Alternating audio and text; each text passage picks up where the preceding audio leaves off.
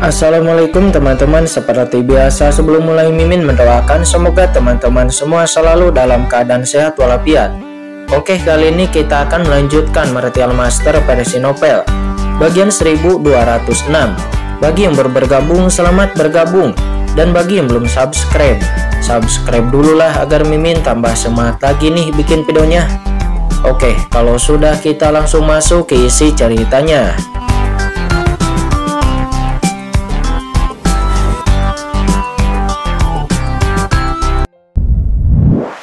Selama Anda memasuki kedalaman misteri sumber api ini, maka Anda akan dapat melihat bintang luar Tianzhuo yang tak terhitung jumlahnya. Kata guru suci Yao Guang, dia berkata dengan penuh semangat. Dia adalah murid dari Yang Mulia Mantra, dan dia secara alami pernah tinggal di kantor pusat pada hari itu. Namun kemudian karena suatu kesalahan, dia dihukum ke alam surga timur, dan lalu menjadi menteri divisi Tianzhuo cabang rumah Guanghan. Dan selama bertahun-tahun yang tak terhitung jumlahnya, dia sangat ingin sekali kembali ke markas besar Tianzhuo. Dan pada hari ini, dia akhirnya kembali sebagai ahli yang mulia. Lalu bagaimana mungkin dia tidak bersemangat di dalam hatinya? Ini adalah Pulau Dewa Pengrajin. Ini adalah salah satu tempat paling inti dari Tianzhuo saya. Mereka yang bisa tinggal di sini untuk waktu yang lama setidaknya harus setingkat dengan para penatua di tingkat Yang Mulia Bumi. Adapun guru suci itu sangat sulit, bahkan guru suci puncak pun hanya sedikit yang bisa memasuki Pulau Dewa Pengrajin ini. Kata pengrajin kuno Tianjun, pada saat ini mereka telah mencapai Pulau Dewa Pengrajin. Pulau Dewa Pengrajin dengan diameter ratusan juta kilometer itu tergantung di bawah api warna-warni yang kacau. Bisa juga disebut sebagai benua Dewa Pengrajin. Keempat aliran cahaya itu dengan cepat terbang ke dalamnya dan mendarat di benua Dewa Pengrajin. Banyak istana. Qin Chen melihat ada istana yang padat di daratan jauh, dan hal yang sama juga terjadi di beberapa pegunungan. Ada banyak sekali istana dengan berbagai gaya. Di saat yang sama banyak istana memiliki aura yang sangat kuat. Aura kuat itu jelas merupakan orang-orang kuat yang tinggal di istana tersebut. Ini adalah tempat inti dari Tianzhuo. Jika hancur maka Tianzhuo kekuatan tingkat atas maka akan dihancurkan. Tianzhuo adalah kekuatan tertinggi di zaman kuno. Pendirinya adalah Shen Gong Tianjun, yang juga merupakan anak laki-laki pembakar api di bawah leluhur pengrajin kuno. Selama ratusan juta tahun, saya tidak tahu berapa banyak orang kuat yang telah dibudidayakan. Orang-orang kuat ini memiliki waktu yang sangat lama, dan banyak orang kuat yang tidak aktif. Hal ini juga menyebabkan ahli teratas menakutkan yang tak terhitung jumlahnya yang tersembunyi di sini. Lagi pula, mereka lahir dari ratusan juta tahun, maka akan sungguh luar biasa. Lihat, kata pengrajin kuno Tianjun seraya menunjuk ke langit. Qin Chen dan Yang Mulia Mantra langsung mendongak ke langit. Terlihat ada lingkaran api yang menutupi seluruh Pulau Dewa Pengrajin. Lingkaran api itu meluas dan menghilang ketika meluas ke tepinya. Dan nyala api baru lahir di tengah-tengah nyala api. Nyala api menutupi nyala api seperti riak di permukaan air. Itu terus-menerus memenuhi lingkungan sekitar. Itu terlihat begitu tak berujung. Setiap lingkaran api terdiri dari benang sutra hukum api yang tak terhitung jumlahnya. Banyak hukum api yang melonjak. Dengan aura asal mula api langit dan bumi, membuat setiap nyala api menjadi sangat sempurna. Qin Chen benar-benar tenggelam di dalamnya. Itu terlalu mengejutkan. Siklus api ini sepertinya menafsirkan semua api di alam semesta. Beberapa orang, teriak pengrajin kuno Tianjun. Segera Qin Chen dan Yang Mulia Mantra juga guru suci Yao Guang pun semuanya terbangun. Ini, guru suci Yao Guang berkata dengan terkejut. Sungguh luar biasa. Ya, inilah asal mula nyala api saat alam semesta lahir. Itu ditangkap oleh nenek moyang kuno Tianzhuo. Ini berisi kekuatan api paling mendasar di alam semesta. Karena asal muasal api ini, api warna-warni akan selalu ada di sini. Tianzhuo saya telah mampu bertahan selama bertahun-tahun dan menjadi kekuatan pemurnian nomor 1 di alam semesta saat ini. Justru karena asal mula api kosmik primitif ini. Dan selama ratusan juta tahun saya masih belum tahu berapa banyak orang yang ingin mengambil atau menghancurkan asal mula api ini. Kata pengrajin kuno Tianjun, dia berkata dengan sungguh-sungguh, matanya menunjukkan cahaya dingin. Oleh karena itu, selama asal mula api ini dihancurkan, maka lautan api warna-warni kekacauan dari Tianzhuoku juga akan berangsur-angsur menghilang.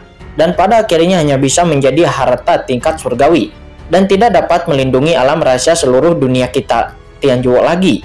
Dan pada saat itu, ini adalah bencana bagi Tianjuo kita, bahkan bagi umat manusia. Sebab Tianjuo tidak akan bisa terus-menerus melahirkan ahli pemurni dan tidak akan bisa memurnikan harta berharga lagi. Dan umat manusia pasti akan jatuh ke dalam mimpi buruk. Kata pengrajin kuno Tianjun. Dia menjelaskan semua ini kepada ketiga orang Qinchen. Mendengar itu Qinchen pun terkejut.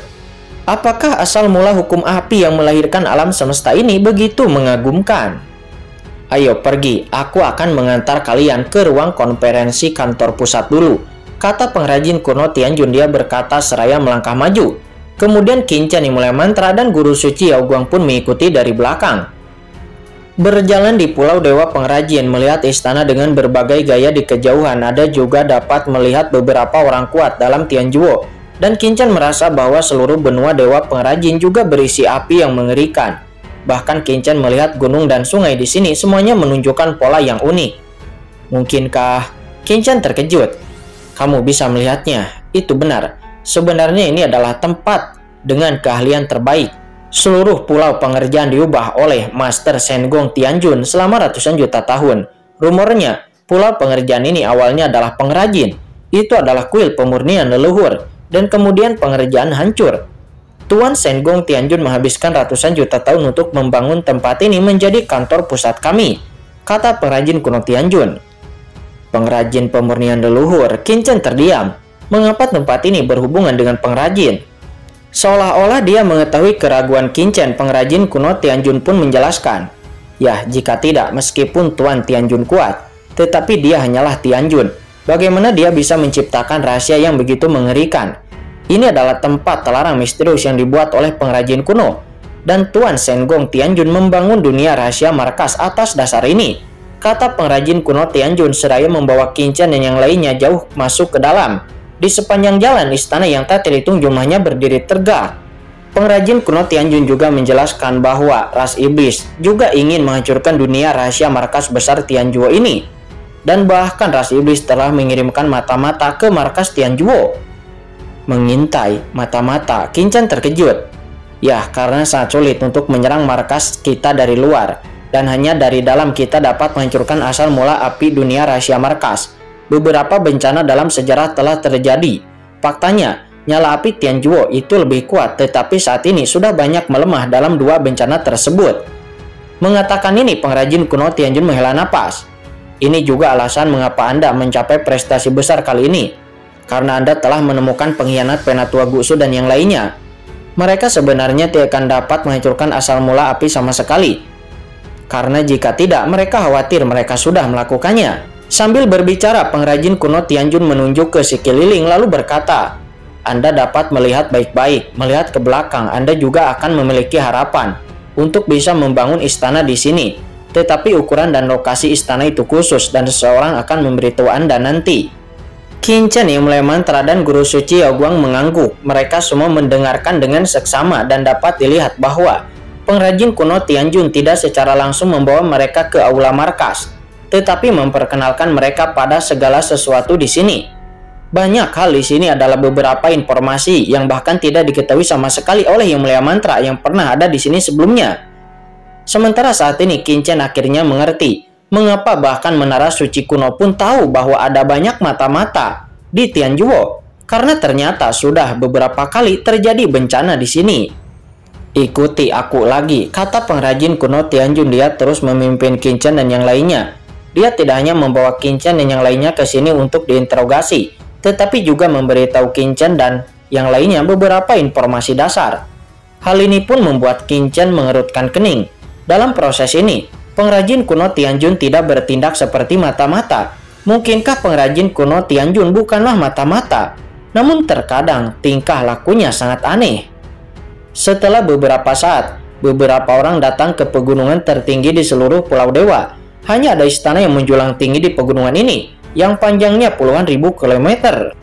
Apakah ini merupakan tempat Shen Gong Tianjun berada? Kata guru suci Yao Guang. Dia berkata dengan penuh semangat. Mendengar itu Qinchen juga menoleh. Shen Gong Tianjun. Dia telah mendengar terlalu banyak legenda dari nama ini. Dan Senggong Tianjun juga telah membantu Xiaoyao Supreme untuk memulihkan puncak Tianjun dari surga dan merupakan pahlawan umat manusia. Tidak, kata pengrajin kuno Tianjun. Dia tersenyum dan menggelengkan kepalanya. Ini adalah ruang konferensi markas besar Tianjuo, bukan istana individu tertentu. Beberapa eksekutif tingkat tinggi seharusnya berkumpul di sini dan menerima pesan dari saya. Anda akan berada di sini nanti, menunggu di istana ini. Pertama-tama saya akan pergi untuk serah terima dan lalu menceritakan semua yang terjadi di medan perang 10.000 ras. Dan setelah hasilnya dibahas, Anda tinggal menunggu panggilan, kata pengrajin kuno Tianjun. Mendengar itu, Qin Chen pun mengangguk, dan manajemen senior Tianjuo tentu saja tidak akan membahasnya di depan mereka, dan akan ada hasilnya sebelum mereka diberitahu. Adapun penguasa istana, pengrajin kuno Tianjun tiba-tiba tersenyum dan mengangkat kepalanya untuk menunjuk ke langit. Lihat. Kemudian Qin Chen yang melihat mantra dan guru suci Yao Guang pun langsung melihat ke langit. Ini, Qin Chen melihat pemandangan yang sangat luar biasa. Melihat ke atas dari posisi ini, Qin Chen benar-benar bisa melihat sebuah istana besar dan mempesona di kedalaman aurora kacau berwarna-warni. Di kehampaan di kejauhan istana dengan cahaya tak berujung ada juga beberapa istana kecil yang beredar. Itulah inti sebenarnya dari rahasia markas besar.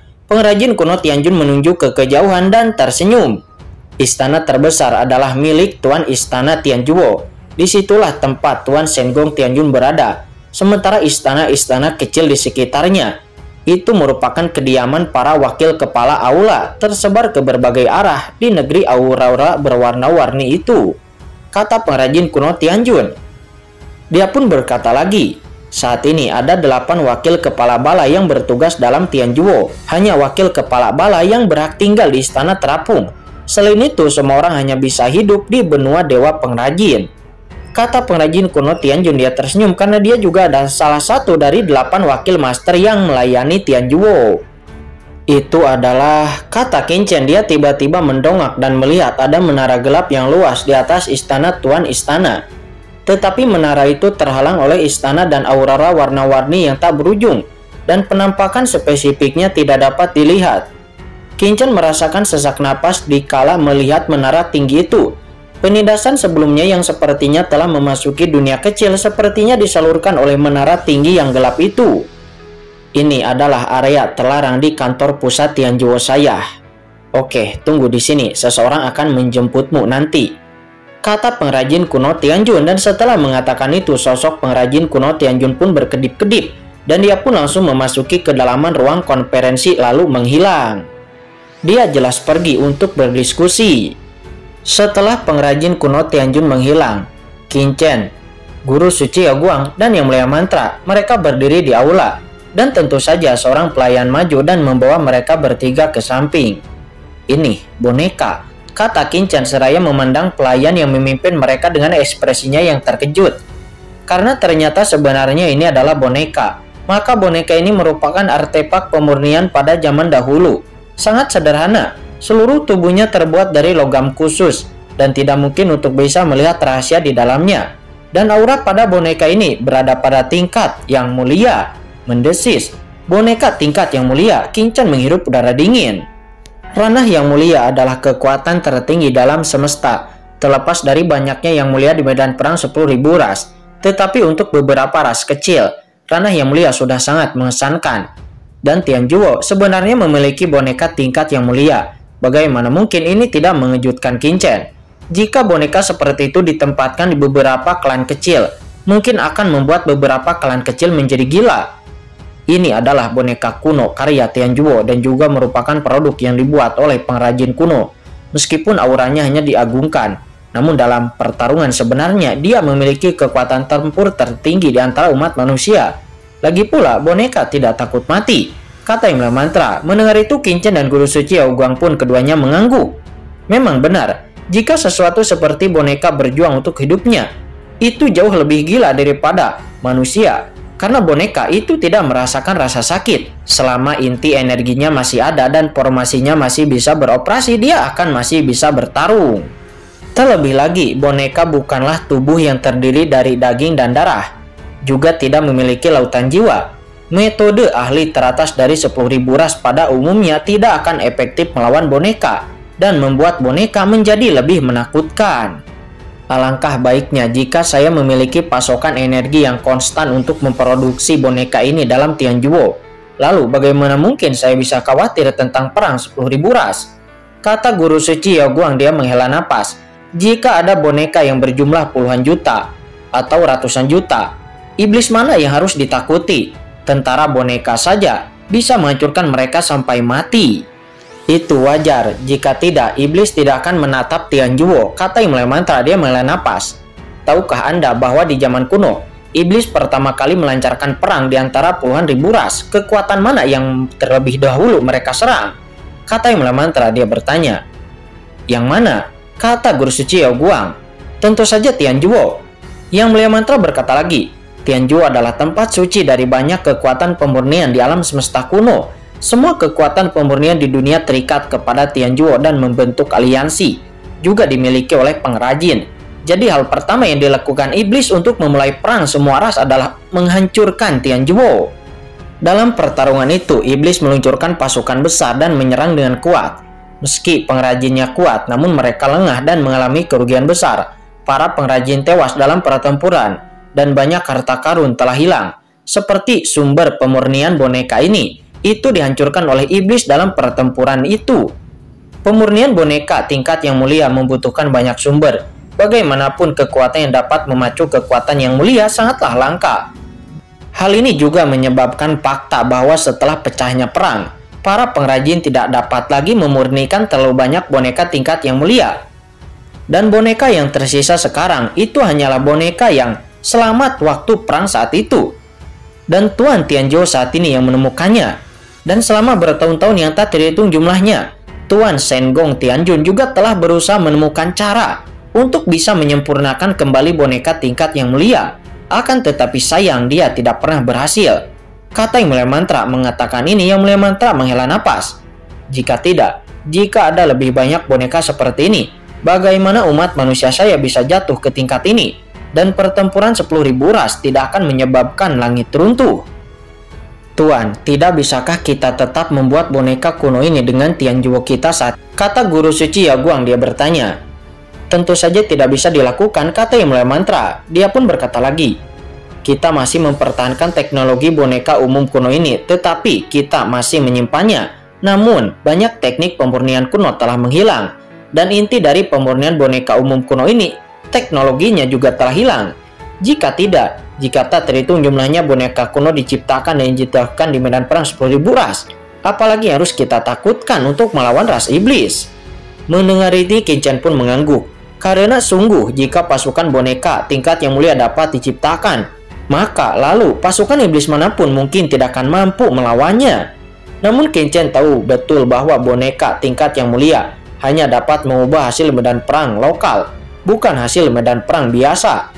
Bagaimanapun, ini adalah ahli teratas yang sangat menentukan hasil perang tingkat tertinggi. Karena di ranah tertinggi, pasukan boneka tingkat yang mulia ini itu tidak dapat dihancurkan. Tidak peduli berapa banyak jumlahnya, itu tidak cukup untuk bisa dilihat di depan ahli tertinggi. Yang Mulia Mantra dan Qin Chen sedang membicarakan ini. Namun pada saat ini, boneka itu tiba-tiba mendatangi ketiga Qin Chen lalu tersenyum dan berkata, ketiganya, beberapa wakil kepala aula mengizinkan kalian semua masuk. Ini harus menjadi akhir dari negosiasi, kata Qin Chen. Dia merasa heran.